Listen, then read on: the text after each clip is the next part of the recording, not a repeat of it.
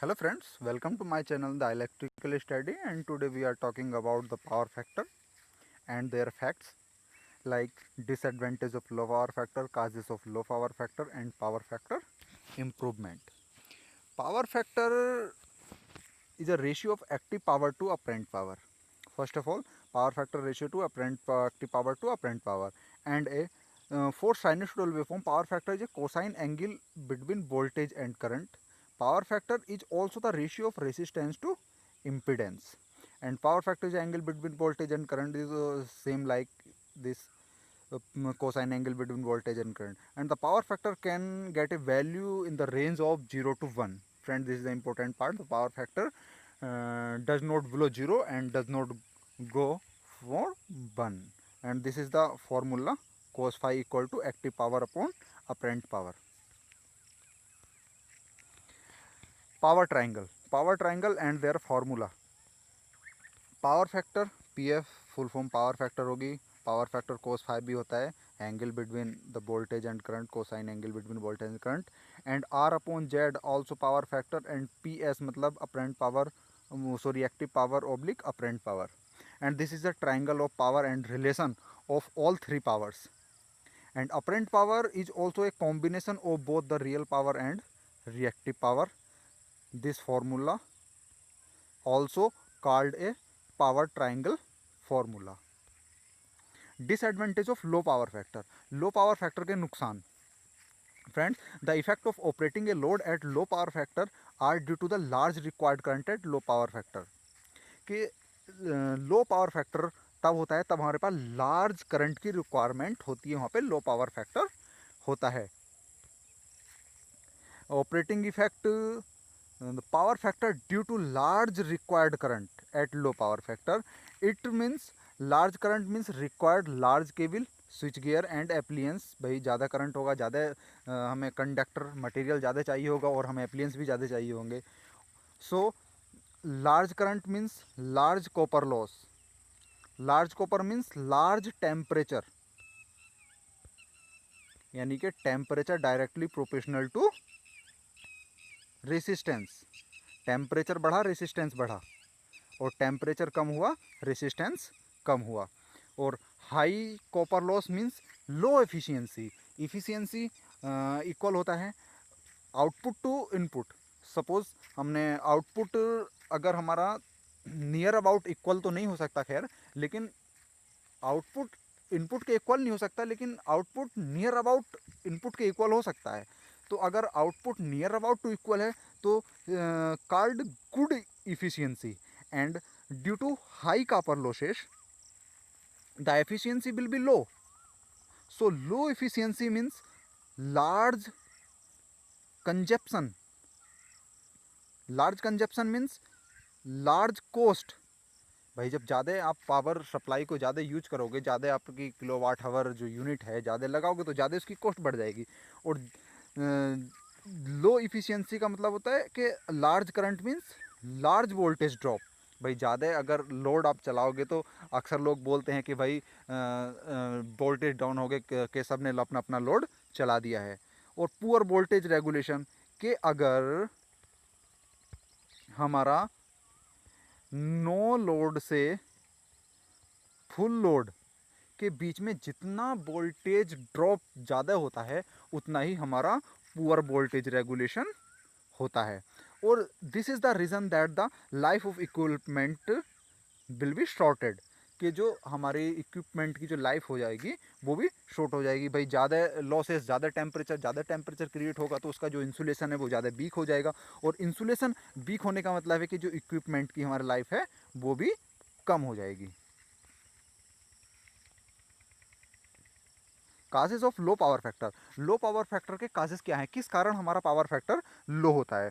तो first of all I want to say something कि most of load are inductive in nature. कि हमारे खासकर जो लोड होते हैं वो इंडक्टिव नेचर के होते हैं, जो कि एक लैग करंट ड्रॉ करते हैं. जैसे कि three phase induction motor, three phase induct operated at 0.8 lagging power factor at full load. अगर ये फुल लोड है तो इसका जो पावर फैक्टर होगा वो 0.8 लैगिंग होगा. अगर सिंगल फेज मोटर की बात करें तो सिंगल फेज जो 0.6 लैगिंग पावर फैक्टर अगर फुल लोड पे है तो 0.6 power factor lead power factor पर चलेगी। नेक्स्ट है ट्रांसफार्मर मैग्नेटाइजिंग करंट। जी हाँ फ्रेंड्स, जो ट्रांसफार्मर होता है वो भी एक मैग्नेटाइजिंग करंट ड्रॉ करता है, और जो कि वो भी पावर फैक्टर को डाउन करता है।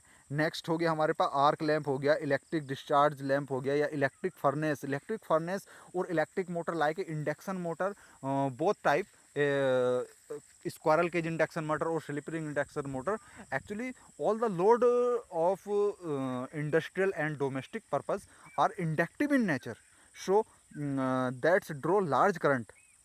And next welding equipment is also operated low power factor. जितनी भी हमारी बेल्डिंग मशीन है, ये क्या करंट लोड मतलब होता है लोड, लोड डायरेक्टली प्रोपोर्शनल होता है करंट। कि अगर लोड बढ़ा तो कुछ नहीं, आपका हम करंट का हम कंजप्शन ज़्यादा करें, क्योंकि वोल्टेज पैरेलल में होते हैं, वोल्टेज तो कांस्टेंट होते हैं, कि हम कंजप्शन सिर्फ और सिर्फ किसका करते हैं, करंट का कंजप्शन हम करते हैं। तो लोड बढ़ा तो मतलब करंट बढ़ा। Power factor improvement, if the power factor is low it is necessary to improve the power factor. जी हाँ फ्रेंड्स, अगर हमारा पावर फैक्टर लो है तो ये हमें लिए ज़रूरी हो जाता है कि हमें पावर फैक्टर अपना बढ़ाना चाहिए। अगर हम अपना पावर फैक्टर नहीं बढ़ाते हैं तो मैंने पहले ही बताया कि उससे क्या होगा, आप अपना पावर फैक्टर नहीं बढ़ाओगे तो वो लार्ज करंट चाहिए होगा, और लार्ज करंट चाहिए होगा तो मतलब कि वो लार्ज करंट के कारण टेम्परेचर राइज होगा। टेम्परेचर राइज होने का मतलब है कि उसमें लॉस होंगे, उसके कॉपर लॉस ज़्यादा होंगे, और कॉपर लॉस ज़्यादा होने का मतलब है एफिशिएंसी डाउन हो जाएगी, और एफिशिएंसी डाउन होने का मतलब है आपका वोल्टेज रेगुलेशन डाउन हो जाएगा। तो ये स्टेप बाय स्टेप सॉल्यूशन है। तो ये हमारे लिए ज़रूरी हो जाता है कि हमें अपना सिस्टम का पावर फैक्टर बढ़ाना चाहिए। अब power factor improvement method, power factor को बढ़ाने के तरीके। नेक्स्ट है हमारा स्टैटिक कैपेसिटर और सिंक्रोनस मोटर। जी फ्रेंड्स, ये मैं आपको बता दूं, स्टैटिक कैपेसिटर क्या होता है। मोस्ट ऑफ जो इंडस्ट्री हैं उसमें जो हम पावर फैक्टर को बैलेंस करते हैं या पावर फैक्टर को इम्प्रूव करते हैं, वो मोस्टली स्टैटिक कैपेसिटर से ही करते हैं। और जो सिंक्रोनस मोटर, अब सिंक्रोनस मोटर की अगर बात आती है तो सिंक्रोनस मोटर जो है इसको हम यूज़ करते हैं एक बड़े ट्रांसमिशन में, जैसे कि कहीं पे ज़्यादा वोल्टेज का ट्रांसमिशन है, ट्रांसमिशन में, डिस्ट्रीब्यूशन में, जनरेशन में, वहाँ पे अगर हमें पावर फैक्टर बढ़ाना होता है तो हम वहाँ पे सिंक्रोनस मोटर यूज़ करते हैं। अब सिंक्रोनस मोटर कब पावर फैक्टर को बढ़ाती है? देखिए सिंक्रोनस मोटर 3 रीजन में काम करती है। एक तो ओवर एक्साइटेड, एक नॉर्मली एक्साइटेड, एक होती है अंडर एक्साइटेड। जब सिंक्रोनस मोटर ओवर एक्साइटेड होती है तो वह एज ए सिंक्रोनस कंडेंसर काम करती है, एज ए सिंक्रोनस कंडेंसर काम करती है, यानी कि वो पावर फैक्टर इंप्रूवमेंट का काम करती है।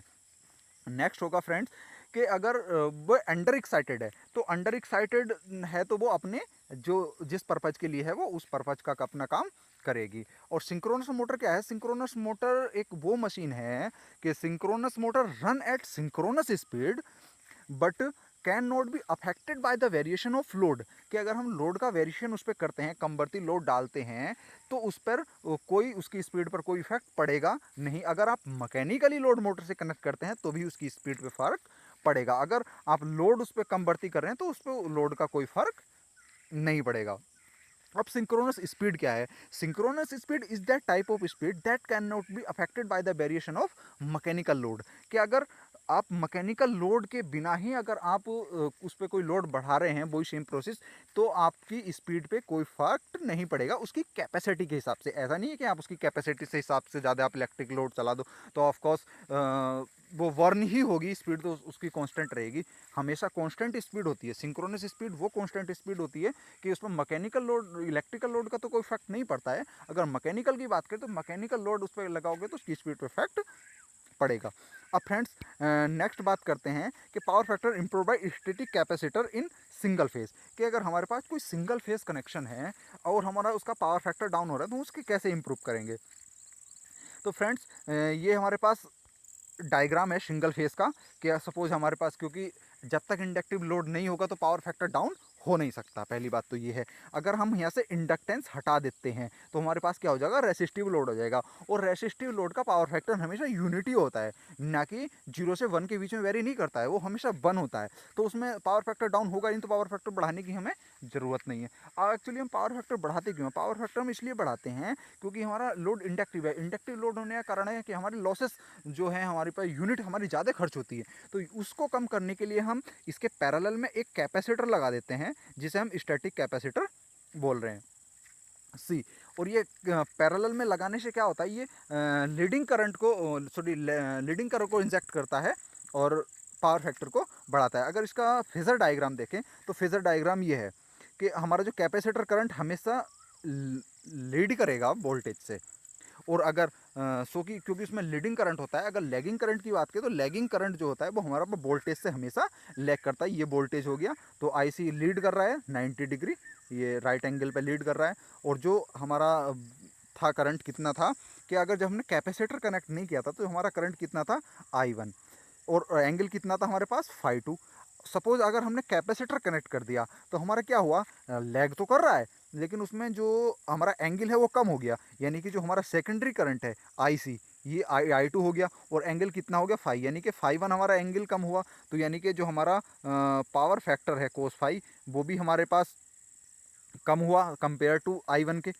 तो ऐसे हम यहाँ पे अपना पावर फैक्टर कम करके अपने लॉस बैलेंस कर लेते हैं। अब बात करें थ्री फेस की, तो power factor improve by static capacitor three phase system. जी हाँ फ्रेंड्स, अब थ्री फेस सिस्टम की अगर हम बात करें तो हमारे पास दो तरीके के से हम कैपेसिटर पैनल को डिजाइन कर सकते हैं। एक तो डेल्टा कनेक्टेड कैपेसिटर पैनल, जैसा कि यहाँ पे दिखाया गया है। दूसरा है स्टार कनेक्टेड कैपेसिटर पैनल।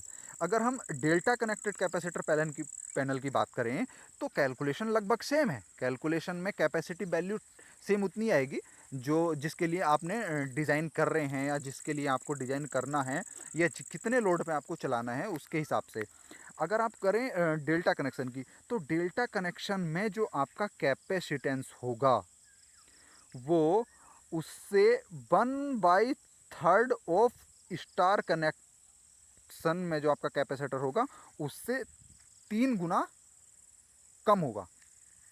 मेरा मतलब है कि अगर हम इसकी बात करें कि जो डेल्टा कनेक्टेड में जो अगर हम कैपेसिटर यूज़ करते हैं तो वो जो कैपेसिटेंस होगा स्टार कनेक्शन की कंपेयर में 3 गुना कम होगा। यानी कि स्टार कनेक्शन में जो अगर हम स्टार कनेक्टेड कैपेसिटर पैनल बनाते हैं तो उसमें जो कैपेसिटर होगा वो डेल्टा की कंपेयर में 3 गुना ज़्यादा होगा, 3 टाइम्स ज़्यादा होगा। So guys, thank you for watching my video and to be continue for next video. So thank you guys. Friends, अगर आपने अभी तक मेरा चैनल सब्सक्राइब नहीं किया तो प्लीज़, ये पर्सनली रिक्वेस्ट है, अगर आपको ये वीडियो अच्छी लगे तो प्लीज़ लाइक और शेयर करना ना भूलें।